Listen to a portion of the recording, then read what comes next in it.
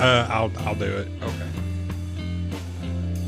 All right, we're going. We're live? We're live. From the past in the future. All right.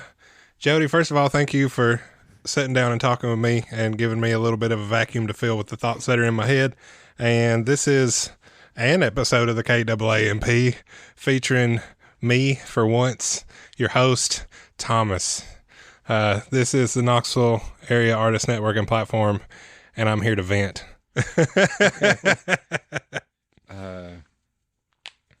So it's been a minute since we talked. Yeah, it has been a minute. We saw each other briefly in public, but that was for a totally unrelated thing. Yeah. So that which was also really cool. But yeah, we'll see what happens there. Yeah. That's a conversation for after. Yeah. But I pinged you to sit here and talk with me about how terribly frustrated I am with a piece that I painted recently that has gotten a lot of positive attention. And normally this is a welcome scenario. Okay. But this piece I have no love in my heart for. So the fact that it is getting all the attention is kind of, it's ironic and bothersome. So what I did with this particular piece was things that I never do because I don't like art that looks like this. So I purposefully made something I don't like looking at, and people love it. Okay. So the initial, I'm going to bounce all over the place. Let's go. Yeah. So my question would be, you did it intentionally, something you didn't like to do. Mm-hmm. As a practice. Now, was that, okay, so it was to push yourself, push your boundaries? Yeah, it was, I'm going to do this because it's uncomfortable, because this is a look that I don't like. Let's see what happens. Okay. And then, God, yeah, okay, I'm going to bounce around too much. But, so you started out not really digging what you were going to do. Well, so has it transformed the longer you look at the piece? The further away from its creation, the more warm I get to it because it's mine. But on the whole, I don't really care for it. And I would love for it to go bye-bye real fast. Okay. We'll stick a price tag on it and sell it, bad boy. Good episode. Let's go. No, I'm just kidding. It'd be like $400 or $500. It's a big canvas, and I've got a lot of time in it. Something in that price range is what I'm thinking about. Okay. I've got a friend that she designed a t-shirt that was on trend. Yeah. And it blew up, and she hated printing every single one of them. But they made her money. Right. So I'm not going to be upset if this thing is fruitful in this way, but as a creative expression and a practice, it was frictional. Okay. Now, do you think, now that you have done this experiment, do you think you'll ever do something like this again? Oh, yeah. I went ahead, and the next piece I made was something else that I didn't like looking at. But it wasn't in the same style. The first one you turned around and showed me on the computer, the oblong greenish one. Yeah, same sort of idea. Yeah, I can see that. And the way I rationalize this is I was adding order to chaos, which is something I do in my creative practice a lot, but it's in a different way that I find aesthetically pleasing. Okay. So that this was purposefully in a way that I didn't like. And that was the friction and the purpose. Okay. So that is kind of the parameters going in. So there's a lot of art in the psychedelic art genre or visionary art genre that looks like this that I don't find aesthetically pleasing. And that's not to say it's bad or anything. I just don't like it. Okay. And it just looks like too busy, too dense, too much. Okay. So for the listener at home who's not looking at it, how would you describe, like, let's start off with like the line work of this. The line work is simple forms with a lot of exaggerated shapes. Okay. So it has two really, the eye would be drawn to two forms. One is like a Z shape, and the other is sort of like a ribbon wrapping around the Z shape. Okay. And then outside of that, you have the exaggerated forms I was talking about. So you've got a lot of line work that doesn't make enclosed shape or polygons in any way. They're just there to accentuate the chaos. Okay. And see, I look at it and I see a bird and a snail behind it. Brother, you're like the third person that asked me, why is there a bluebird being held by yellow? And really? Yeah. So Reddit had a really good time with this one in the abstract art subreddit. Okay. And then, like, since we delved into that, the colors. So the base is laser yellow 94. That's a spray can. And that's a whole different issue. I'm mad at that brand of spray paint because it smells good. It smells like marshmallows. There's no reason for this. Huh. None. Okay. No reason. Okay. Didn't have to be this good. And then the other one is a fluorescent pink from Montana or Cobra. I can't remember. Okay. And then on top of that, there is a gold border or a copper border. Yeah. Either gold or copper. It's a warm metallic color. So when you set out to do this, did you say, I'm going to use this swath of colors? Well, the base, those two colors in the border were as intentional and the only really intentional color choice. I knew I wanted contrast, so I was using warm colors like the pink and the yellow, so I knew I wanted cool colors as the foreground or the subject matter. But beyond that, that was about it. Okay. I really enjoy playing with the background, foreground contrast with different palettes. I was going to say in the background, well, the foreground has, because I'm a designer, strokes around it. Yeah, so it essentially pulls it off a little bit more. So is all of this spray paint? No, it's only the base coat is spray paint. Everything else is brushwork and paint pens. Paint pens. Yeah. Okay. Was that also intentional, or did you have? Yeah, I knew what set of mediums and tools I wanted to use. That's pretty normal in my workflow, and that was the wheelhouse I normally play in. And in having how it turned out, how close is it, do you think, to your initial idea? It's pretty close as far as my work goes. I wanted to convey a sense of motion with some intertwined element around that motion. Okay. So the way I achieved this is I just made the tubes of paint make the stupid fart noise, and then just threw some stuff there, and then I folded up a piece of stiff paper, like some watercolor paper or something, and cut a bunch of little V's in it, kind of like a comb or a rake. Yeah. And then I sort of pushed that around the canvas in sort of the Z shape that you see. And then manipulated that with a spoon and the back of the spoon. So I was doing some strokes with the back of the spoon to sort of throw paint around, and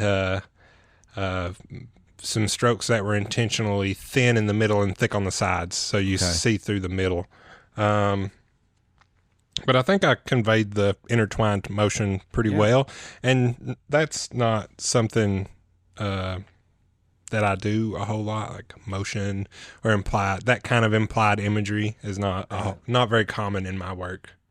So you get done with it, and you step back and you look at. Was there a point where you're like, "Okay, I'm done," or was it more in disgust? Was it more? So this one I didn't really get disgusted with until people were like, "Dude, that's the shit." Okay. I just wanted to make it as a practice, and I was like, "Okay, this is done. I don't think there's nothing more I can do to add to this." So I just let it dry, and I walked away from it, and I let it sit for a day or two, and I was like, if there's nothing my brain is bubbling with, it's hey, maybe you should try this or work on that, or maybe if you added something here. But there was none of that. So I said, all right, this one's done. And then I posted it. And that's when the turmoil came. Okay. Was when the reactions started coming. Yeah, because the people that like my style really like my style, and it's very far removed from what I presented in this piece. Okay. So I can't tell if this is something that people enjoy because it's so radically different from what I normally do, or if it is sort of in line with what is out there and popular and has lots of exposure in the genre. Okay. So I've been thinking about this for about 3 weeks. But you also created a second piece. I did create a second piece. That one was because I had a piece laying around that hadn't sold on that canvas. So I was like, all right, let's see if I can catch lightning in the bottle again and run it and see what happens. So the second piece I actually like way more than that piece. Okay. But they both do all my normal party tricks of UV light and glow in dark and all that jazz. So if you want to see these things in the dark and glowy, you have to buy them because I'm not going to post these things. That's for the owner of these pieces to discover when they take it home. But yeah, so I did the second piece as let's see what happens a second time, and I hate this one way less. Okay. So do you have rumblings in your head about doing a third piece? No, not yet. I might. Okay. I'm not going to say I won't. Okay. But it's definitely not something I'm thinking about right now. Or have you already started working on a piece that is almost the antithesis of this? So my next project is actually going to be a piece of apparel, and it's going to be way more in line with my normal aesthetic. So you post that, there's two options. There's no response, or there's nothing but love. I would have almost liked there to have been no response. Like I would have enjoyed if people had just ignored this and let me post it into a vacuum and leave it alone. Yeah. But that's not what happened. Okay. But I did the whole thing like as part of my creative practice. I enjoy making edits and posting the videos and doing the little chopped up things on Instagram and TikTok. Like taking a couple hours to do that after I'm done with a piece is kind of fun because it's the engaging part of social media, the crafting the media back end stuff that I like. Yeah. So I did that. And then it's so far this year, it is my most engaged post. Like most number of likes, most number of comments, blah, blah, blah, the whole 9 yards. Which is interesting considering everything is down right now. Yeah. Like post likes and engagement is way down. And I've done pieces of art this year that I like way more and we're way more proud of. Like I did a piece with my buddy Sean Williams out of Nashville. We went to Waverly at the mural, the art park, and during the spring mural jam, and we painted this really cool stellar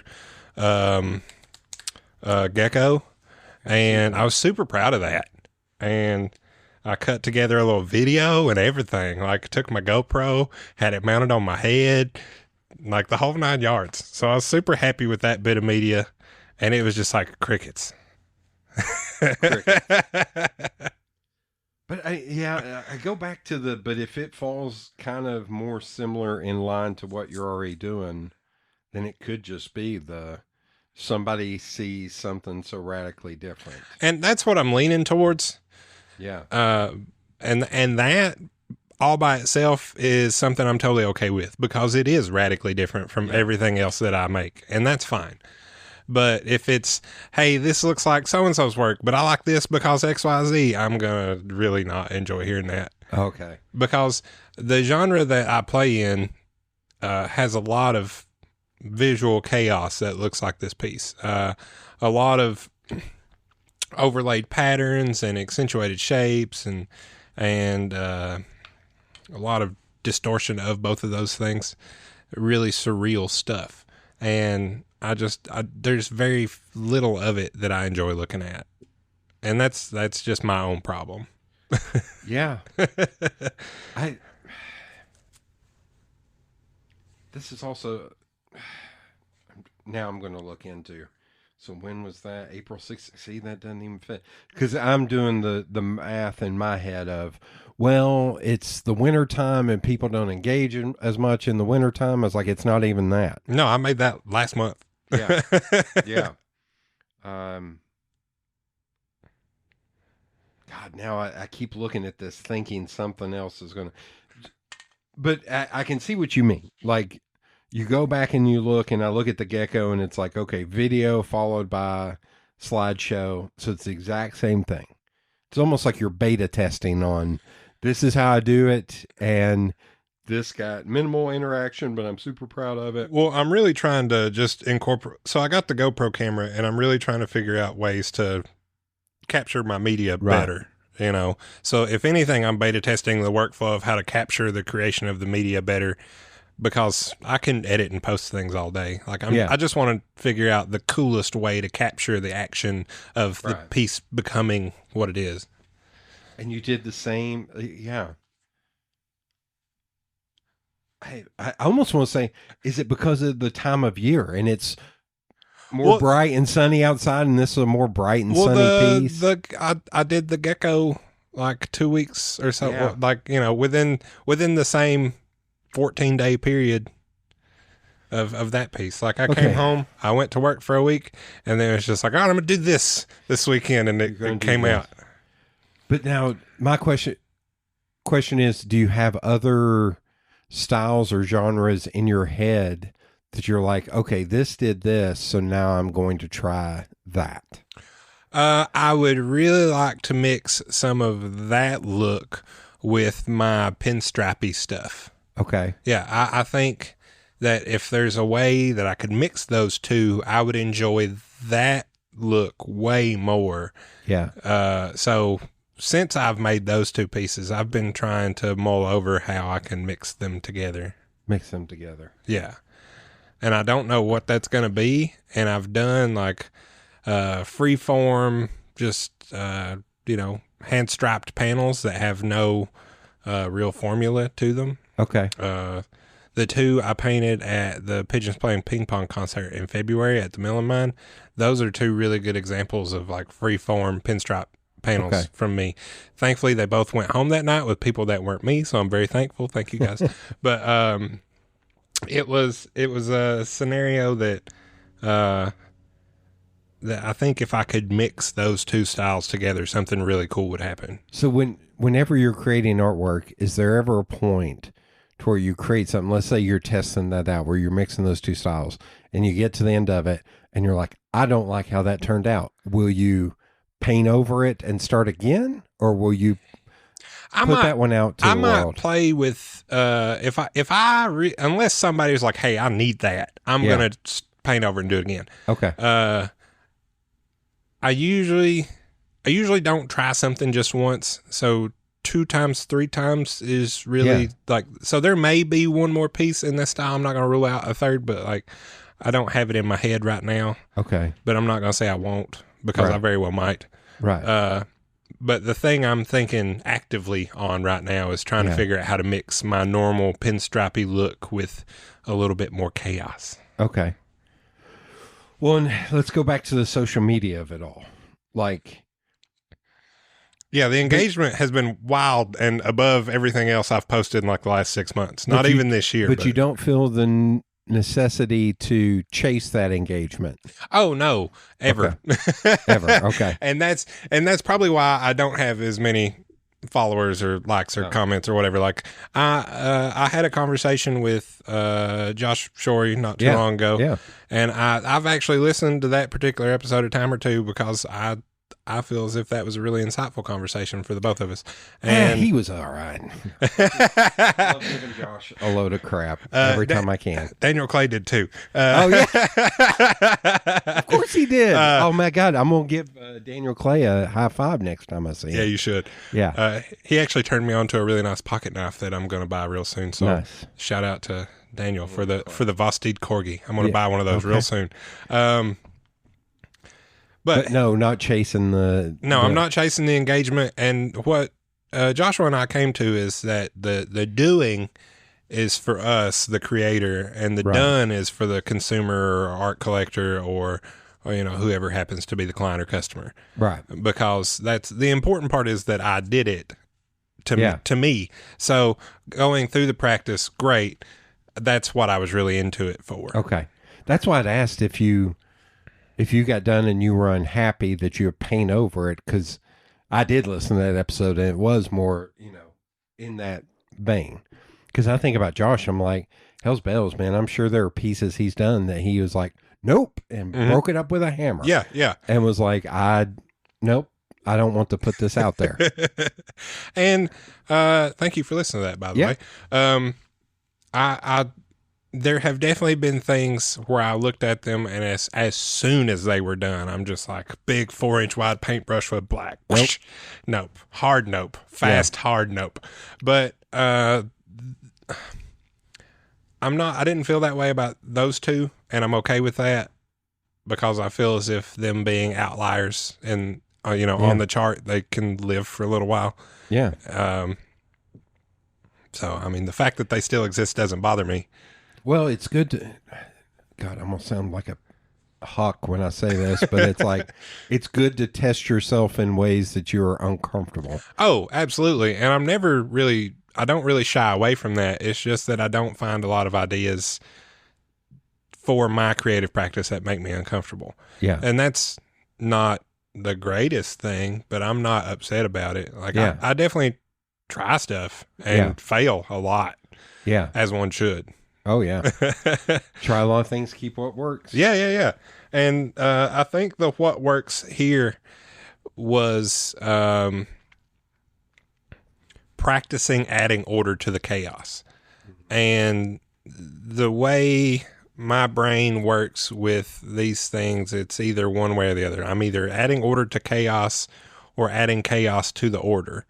So these two pieces were definitely adding order to the chaos. Okay. Do you think you would ever go a complete 180 and do something more subdued or minimalistic? Well, I have done things in the past that were just black, white, and gray. And I really enjoy taking one color and mixing another color into it until I'm on the opposite end with the other color.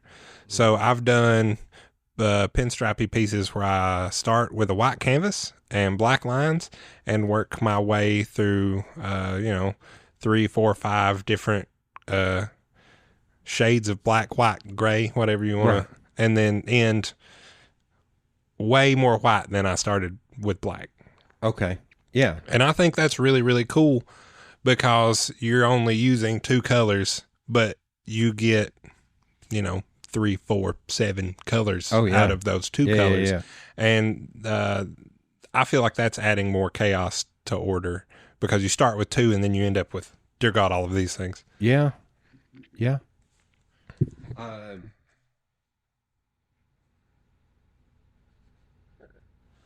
now, have you asked any of the people who have responded to you so positively on this on what made them like it so much? So my buddy Derek Rucker, shout out. He is one of my brothers in art, and I confide in him and a lot of opinions and bounce a lot of stuff off of him. And I'm thankful for his presence in my life in that way.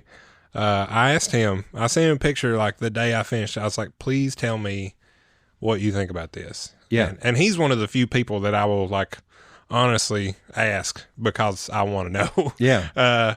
And he's like, well, dude, this is crazy and different. And he gave me a couple different scenarios on why it was received the way it was received. And 2 of them I'd already settled on in my own thoughts privately. And he added a third, and I don't remember what the third one is at the moment, which is great for conversation. But I remember when he said the third one, I was like, damn, you're right. So whatever the third one was, it was also really logical and a good answer to this particular question. And we'll cut in right here with him telling what that third thing is. Yeah, that was great, man. That was awesome. Yeah. Good job, Derek. Appreciate that.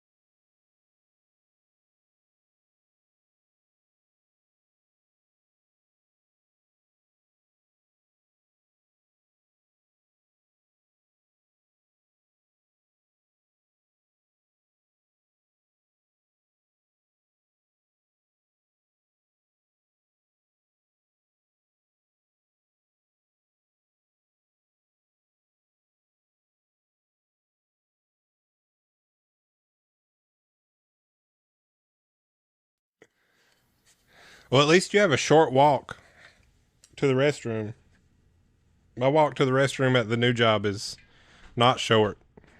Sorry, I didn't hear you. I said the walk to the restroom at the new job is not the shortest. Yeah, mine is. I have to pass a bunch of people, and there are days where it's like walking like Fred Sanford. It's like, whoa, let's get through this. Yeah.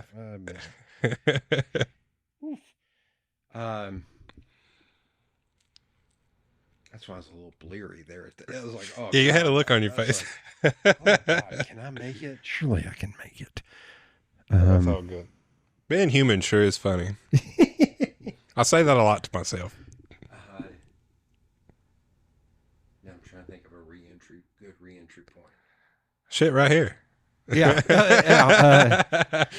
So you know, I did give some serious thought as to why this has been received in a way that the majority of my work doesn't get received, or received with a different enthusiasm. Mm-hmm.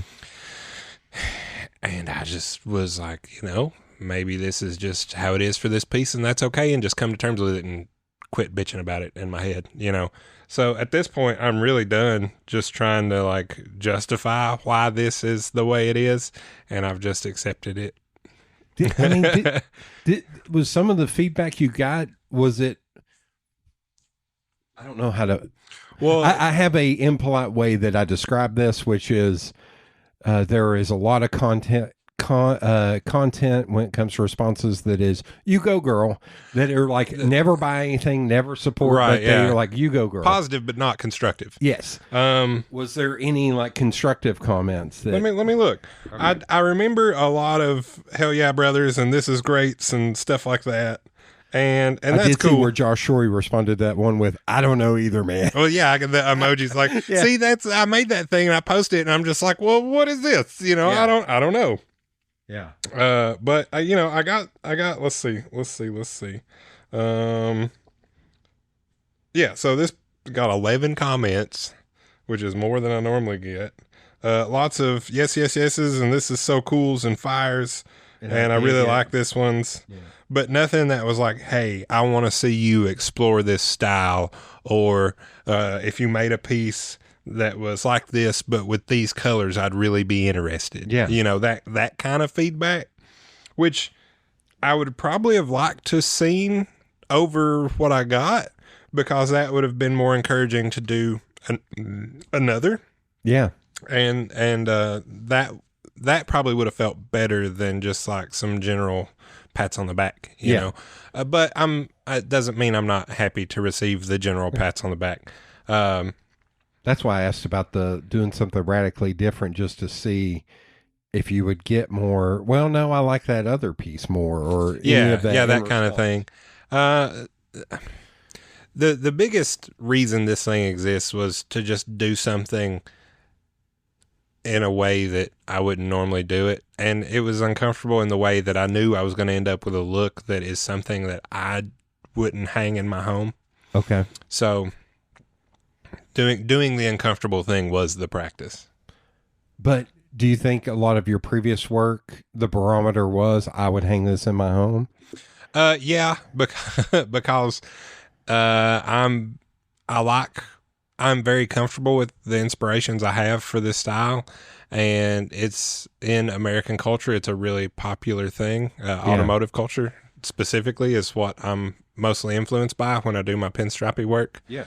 So like anything from the 40s, 50s, 60s, from like, you know, early races at Daytona on the beach, like those kind of stripped down coupes, all the way to like lowriders from the 70s, you know, everything from, you know, Latin culture to, you know, general broader, like white people cars, you know, the SoCal stuff, you know, generally SoCal stuff across the cultural spectrum. Like, you know, Southern California is a huge hub of automotive culture. So everything that you see on the streets in SoCal is what automotive culture really influences my look. So everything from like big solid panels with doily patterns of metallic flake and pinstripes and really psychedelic things. So all that filters into my work, and I really, really enjoy that aesthetic because it's just a theme in my whole life.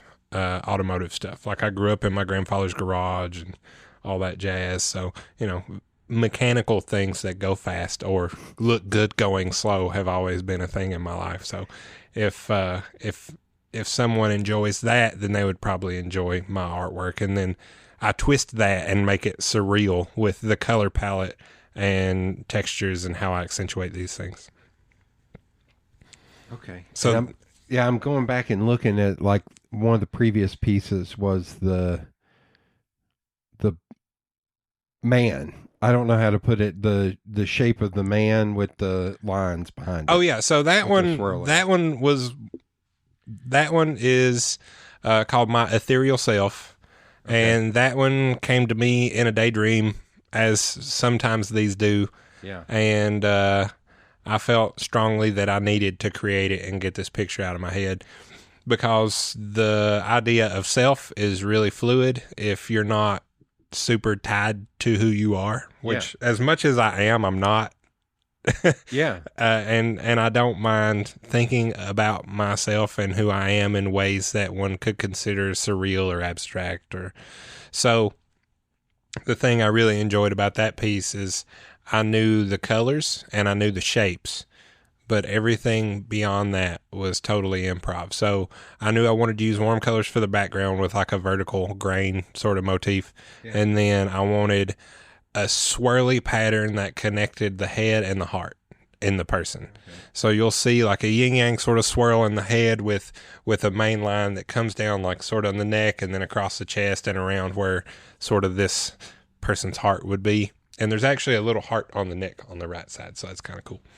That wasn't on purpose. It just kind of happened. See it. Yeah. But yeah, it was a connection of the head and the heart that I really wanted to visualize and identify for the form of the person in some greater chaos or confusion of the background.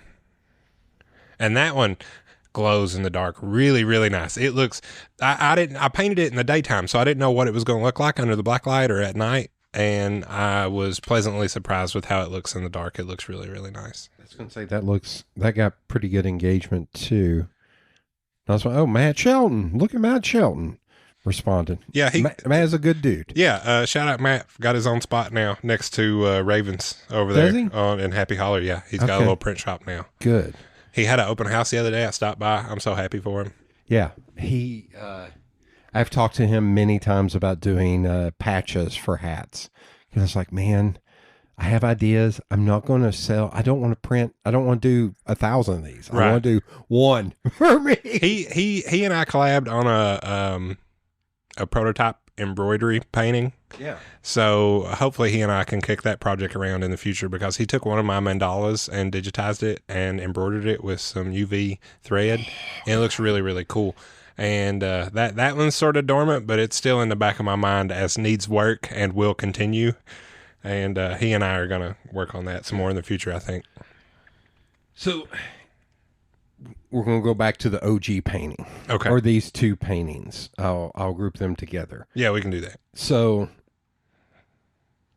is there anybody that does something similar to that style that you would ever think to send it to them to get critique or their thoughts on that? No, because I haven't. Okay. Not that I've decided against it in any way. I've actually never thought to do that. Okay. And I haven't sought feedback on that particular or on those pieces. Probably more so because I'm not super serious about pursuing that aesthetic. Okay. But that's not a bad idea. And now that you say that, I might do it.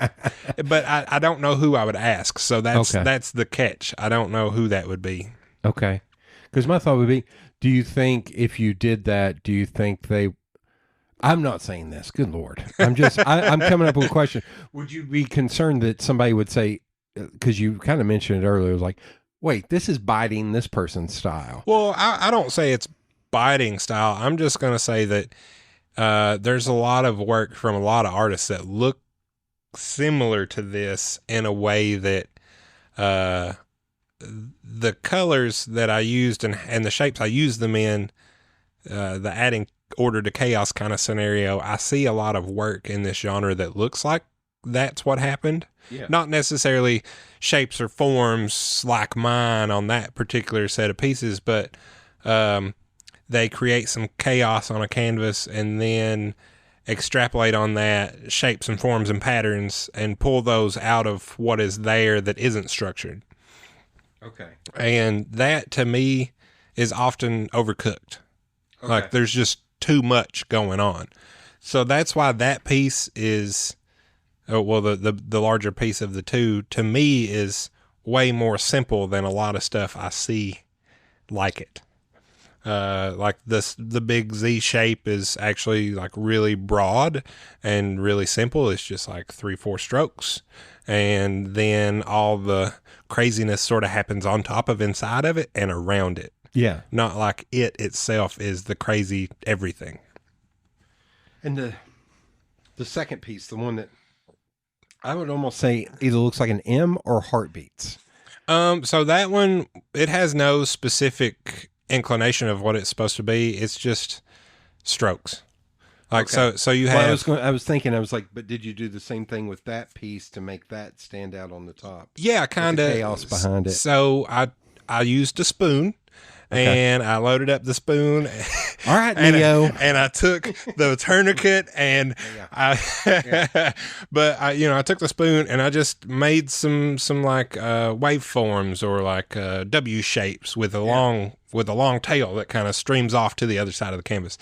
That one specifically, I wanted to play with intersecting, contrasting shapes. So. Okay.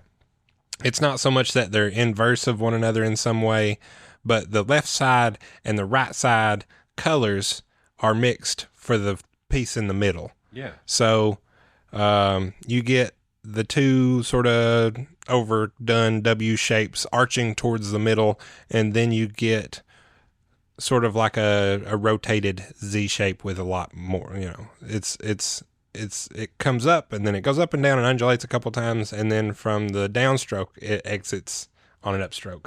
As far the first one comes in on an upstroke and then goes down, the other side of that particular stroke is opposite. So that one is kind of symmetrical in the way that it comes in this way and leaves that way. And everybody's going to see me talking with my hands. Yeah. I think we had this problem last time. Yeah, of course we did. We both were all up in our things. Yeah, we were in it. Okay, but in taking that, what would you call it? Well, you were intentional in doing was way more. Yeah, that was way more intentional. Now, is that something that can then you can pull into a future piece? Yeah, definitely. And that the shapes of that one were intentional from the get-go. Okay. Instead of like the colors were the intentional part of the first one and the shapes were the intentional part of the second one, because I needed the background foreground contrast with the green and the warm colors. So I kind of flipped it ideologically and color palette wise. Okay. So way more intentionality went into the second piece than the first piece. Now, in going backwards with some of your previous pieces I assume all of them had way more intentionality. Yes. Them because of how they had to be built up. And the way that usually works with the intention I have is that I will draw out the shapes that I call the bones of it. So I'll take a pencil, a ruler, a compass, and I will draw shapes and circles and lines that I want to work from, which aren't exactly, they're suggestions, not guardrails. Gotcha. So I'll take these shapes, and when I'm happy with whatever geometry I've laid down and I think I can work from this and create something fun, I'll work on, around, and inside of that. And I'll try to expand on it and interlace different pieces in different ways and overlap things. And I really, and that is intentional in the way that while I'm doing it, that's the moving meditation that I get. So that practice all by itself in that specific aesthetic is something I do for me so my brain can shut up sometimes. Yeah. So It also happens to be an aesthetic that I've pulled from culture that I really enjoy. So like I'm starting with pieces I know that make an end result that I like. Right. And then somewhere in the middle it gets wibbly wobbly and then it comes out something. So when you're doing those initial shapes and you're sitting there with the pencil and doing them, are there points where you hit something and you're like, nope, and you have to kind of start all over again? Or does it just kind of flow? Because it's part of a mind. A little bit of both. Yeah. I try to be intentional with the shapes that I put down to begin with and really so that's the structured part of this scenario. That's the intentional. I want to make this kind of shaped overall form. So I'm usually stacking circles in ways that are either linearly symmetric or radially symmetric. Okay. And after that is when the chaos happens. So this is the order, and then I add the chaos to it. That's when my mind is working, and when I'm doing the paint and the striping and all that, that's when my brain is quiet and I'm just doing. Okay. And I'm in the flow. It's like the follow through. Yeah. So the pull up and then the release is with the paint. Well, I was almost even thinking, even though I'm not a golfer, the golfer of the no from Caddyshack, like the hitting the ball and then you've got the follow through. Right. So I spend way more time thinking about the structure of the shapes that I want to exaggerate and what colors I'm going to use, but how I exaggerate those forms only gets thought in the moment when I'm doing it. Okay. So when you're doing like those, laying down those base shapes, you're not thinking, oh shit, okay, 6 steps from now I can do this. Sometimes I do, but that's not really, unless it just, I'm not trying to think that way, but the thoughts can happen. Yeah. So that's not something that is just like, oh yeah, if I do this later, I can do that. Okay. You know, it's not direct cause and effect that way. I really enjoy not doing that. Yeah. Because when I get to the point where I've got the paintbrush in my hand and I'm laying down the lines, I see things that I never saw in the first place. And that little moment of discovery is like the sweetest thing. Oh, yeah. I can't tell you how many Illustrator documents I have that have 18 different things out in the pasteboard. Mm-hmm. That I was like, oh, that led to this, which led to this, which led to this, which led to this, which led to what is on the actual... Well, it's funny too, because when I start intertwining some of these circles with the stripes, you see how you can layer these things and intertwine them in a way that I never would have thought of on the front end of things. And that is just so much fun. Okay.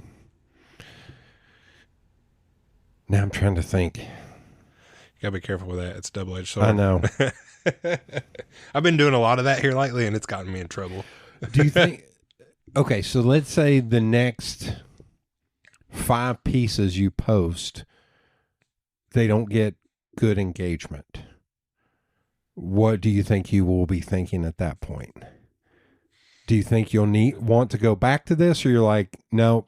No, I probably won't do this again just for the sake of doing it again. If I come up with a thought or an image or a feeling that needs to manifest itself in this style, I'll definitely do it. Yeah. But I'm not gonna do it just because I feel like I should in some arbitrary way that is outside of myself.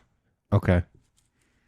Like if I feel I need to, I will. Yeah. But there's not going to be any external factors in this unless somebody's really waving some money around. Well, that's the... I will take a commission, but that's going to be the only external factor that makes me do this if I don't really feel like I should be doing it. Okay. Because then that goes back to like the kind of the punk ethos of... I'm not going to do it because you want me to do it. I'm going to do it because I want. Yeah, exactly. And that's all of my artwork, really. I've turned down commissions that I just straight up didn't want to do. And that's fine, because if I'm not going to enjoy doing it, it's not really that worth it to me. And that being said, it's not like I've turned down life-changing amounts of money to do something, you know. You trying to say old Jeff Bezos hadn't pulled up the Brinks truck? Nah, man. But, you know, I'd probably paint a Mountain Dew bottle on something if that was the case. Oh, my God. No, I think if it was Bezos, it'd be a flaccid penis trying to go into space. Go into space. Yeah, very tiny. The Blue Origin rocket ship did not have to look like that. But that's like Curtis in one of my earlier episodes. Curtis Glover was just like, you know, some of these jobs are to pay the bills, and some of them are to express my creativity. And if it came down to it, I'd probably take the commission, but like, I can't promise I would. Do you think if you say you accepted a commission, do you think in doing the piece you could find that zen, that zone out? I probably could, but it would be harder. Okay. It would be a different ease into that, because it wouldn't be something I was doing for that purpose from the get-go. It would be monetarily motivated. Yeah. And finding the groove in something that's just for the cash, brother, that's hard. Oh, wow. One of my biggest clients forever was a basement waterproofing company. It was fine. It was fine. I was like, oh, no, this is... But for me, it was different because it was simple. Yeah. And I developed a style, and I was like, no, this is... Well, you had time to develop the workflow and the ideologies for it. So that if this became a series of things that I was asked to do, then I would probably be able to work my way into that state of mind easier after, you know, some practice with that particular look. But for you in creating art, it's not about the easier. It's about it's about the doing. It's about the doing. It's about the doing. It's not about the easier. It's about the doing. And I still really enjoyed making this piece. Yeah. Because I was doing. Right. But the end result, I just, just don't really care for. But that's not to say I enjoyed the doing any less. I really, really, really enjoyed the doing, and I always do. But that's a spectrum of fun. This is where I struggle with criticism. I have a lot of pushback on art criticism, because it's like, man, it's not. You're sitting at a computer. Like, sometimes it's not for you to decide. Not you, right? The critic, right? I'm just like, well, he screwed up here. He did them. Shut up. Like, I would be way more open to that kind of criticism if somebody sat with me the whole time I made this thing and watched me make it. Yeah. And then when I was done, opened their damn mouth. Okay. I would be really open to somebody watching the whole thing start to finish in the same way that I did, and then have some shit to say, because I would have my own shit to say, and then we could have a conversation about it. Man. Because criticism, like you're talking right now, is really one-sided. Yeah. Well, I'm trying to think how you can do what's it called, plein air painting, but definitely not in the way it's done now. Yeah, right. I'm going to take a trip up to Max Patch and do some of that soon, though. Yeah, some plein air painting. I'm thinking of no offense to any of the people who do it here, but the organized version, where it's like, why is this person from I'm gonna pick on Madisonville because that's where friends of mine are from. Why is this person from Madisonville crapping on my artwork? Yeah. No offense. What's funny is the two of the people I know in Madisonville are both artists, so it makes it even funnier. Then I'm gonna text them after this. They're brothers. I'll be like, "Hey, I poked fun of you at a podcast. You can listen to that later." Yeah, right. Yeah. But I would be way more open to criticism if it was more of a conversation and not so one-sided. And if I were to, like you said, present this and ask for a critique, I feel that would be more of a conversation. Oh, yeah, totally. So I would definitely be open to that, for sure. But then again, I have to figure out who I want to ask. Yeah. Because it's finding the people that I think you kind of got two options. The people who kind of doing this style, and then you got the people... this is going to be a harsh statement. The people who do this style and the people you respect. And that's not a slight against the people overlap there is very small. And that's not a slight against people who do this style. I'm just saying, if this is not a style you particularly like, then there's the likelihood of you respecting that person. Exactly. Yeah. So, like I said, that Venn diagram overlap real tiny. Yeah. And I don't know who fits in there just yet. Yeah. I mean, if you're trying for somebody you respect, you go more towards Daniel Clay than you do Josh Shorey. I mean, obviously. Boom. This is like a drinking game. How many times I can pick on Josh? So I don't know if I mentioned him last time you and I sat down to talk, but there's an Australian fellow named Rob Mack. He does a really similar. He's one of those two first name fellas too. Yeah, he's got a really similar psychedelic pinstripey sort of brushstrokey style. It used to be all dots, and then I talked him into doing some brushstrokes, and now he's doing crazy stuff with like spin art and then elaborating on top of that. So his work lately has taken some really crazy left turns that he's been experimenting with, and it's been great watching him. So I don't know if I would take this piece to him and say, hey, what do you think? But he's on the short list of people I would ask anything about my artwork in general. Yeah. And I've known him for a couple of years. Obviously, I've never hung out with him because he lives in Australia, but I respect his opinion, and he's treated me very kindly every time I've asked him silly questions on the internet, and I have a very high opinion of that man. I'm wanting this dude to turn some of his artwork into... what are they called? The thing that go on record, the rubber thing. The slip mats? The slip mats. Yeah. Like some of his art needs to be slip mats, man. I've thought about doing some slip mats. I would love to do some slip mats. That's interesting. I really, really enjoy his artwork, and I have some of his artwork in the form of a tapestry, and it's hung in my house for a while, and I usually take it out to vending opportunities that I go to and use it as like a table cover. But it's his work is so good, and he works with UV colors too. And actually, he teamed up with some chemists in Australia to make a hyper pigmented acrylic paint that he uses. Correct. Yeah, he got real nerdy with it, and that's another reason I respect and appreciate his work. He went to the source and was like, "I'm gonna make my own fucking paint." Yeah, and he did, and it's great paint. And it's so densely pigmented and so bright, and it's just good paint. Damn paint. I think it was the balance of like I said earlier, the background that kind of fades, and then the stroke of the main image. You said Rob Mack. I was like, oh shit, David Mack. Do you know David Mack, the comic book artist? I may have seen his work. Did he do that really crazy? He does like this crazy watercolor. Oh no, I don't know that. Yeah, I'll have to check that out. Yeah, his artwork. He created some comic book characters. I think Echo is based off his, but okay, that made me think like, I don't know why, but that's where my brain goes a little bit. With the white outline and the really chaotic spider in the background, you have a really good separation of subject and environment. Yeah, I like that. Okay. See, there's somebody you can respect that. Yeah. There we go. It's like, hey, man, here's a question from a stranger on the internet. What do you think about this shit right here? He's like, who are you? Yeah, exactly. He's like, I don't know. Some dude named Jody told me to reach out to you. Yeah. we were podcasting, and he said you should write this guy a message. Yeah. Although I was going to say I'm friends with people who are friends with him, so that may be just like, no, it's fine. I know so and so. He'd be like, That still doesn't make it fine. Like, what the hell are you talking? Well, we'll see. Yeah. If anything comes of it, I'll be sure to share with you. Okay, so you said the next thing you're working on is a piece of... It's a garment, yeah. A garment. So I went to the Rim Fair this weekend. That was south of Nashville. And I got this really cool, like, long tunic with a hood. It's got no sleeves. It's open on the side. The edges of it are all purple. Okay. So...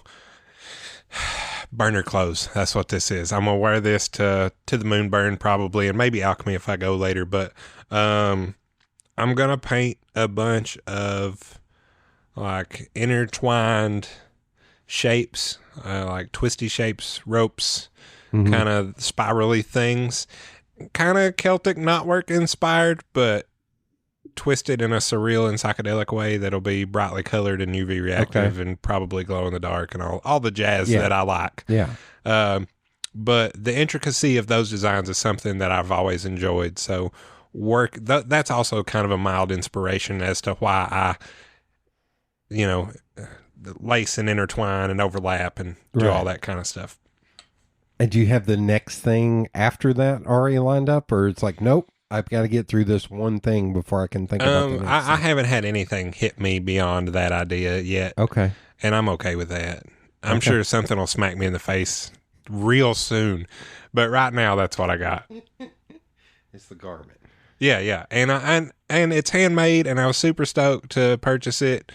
And I'm really excited to wear a thing that was made well that I get to elaborate on top of. So then so my question on that is, how long until you would need it done? Oh, I'm going to work on it in the next couple weeks. Okay.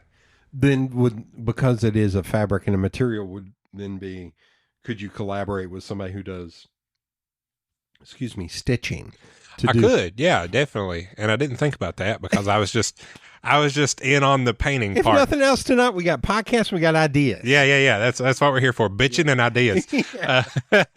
But no, if I painted some stuff on there and then somebody wanted to, embellish that with some stitch work, I would be totally open to that. Okay. That'd be really cool. Okay. And, how about here's a question I think that would be a good, here would be a good ender question because it's thinking about the future. So you had great conflict.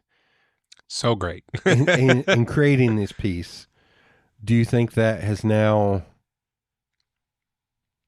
do you think you now know how to process that for stuff you do in the future? Yeah. I've had a minute to sit with this, and the conflict has settled in a way that has allowed me to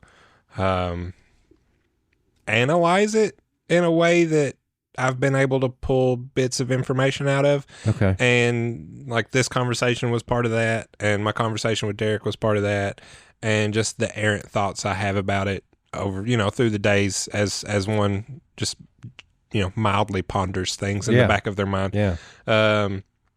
Yeah. And that all by itself has been a really good practice/process. Okay. Because this thing is uncomfortable. The practice, I didn't like it, blah, blah, blah, just don't have a generally favorable opinion of it. But then being objective and analytical about why and how has been comforting in a way.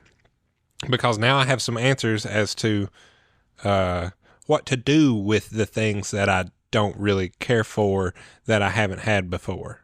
Yeah. And that's been really nice. That's been a big comfort in this process. Yeah. Okay. But you're still going to keep pushing yourself to do stuff out of your comfort zone. Oh, yeah, absolutely. I mean, that's why I go to life drawing when I can, like with Knox Draw and all those cats. Drawing people and organic shapes that are life forms are really difficult for me. So that's been a practice I've had for a long, long time. I don't hate drawing people. I'm just I don't feel as if I'm good at it. And I've had I'm not laughing at you. I'm terrible at it, which is why I don't go. Yeah. Well, see, that's the reason I always went. And through this struggle, I've come out with some pieces I've been really proud of. Okay. And I'm super happy with that. So I know that there's going to be an overwhelming ratio of things that I think are shit to the small degree that I think I could actually proudly display. And I'm okay with that because I don't need to hit home runs every time, and it's foolish and unrealistic to think you could just do it great every time.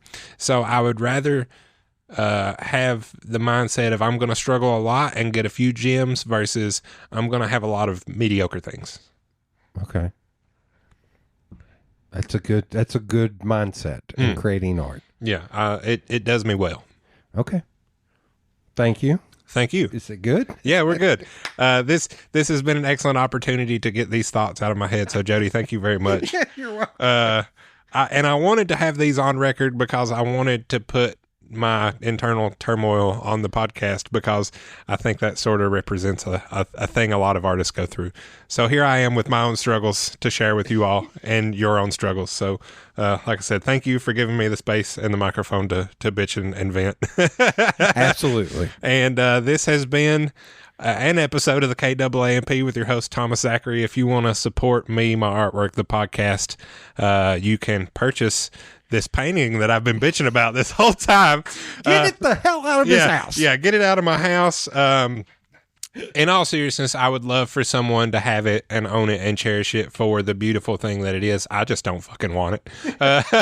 But I'm happy that I made it, and I really want it to go to someone's home. So do the thing, somebody, please.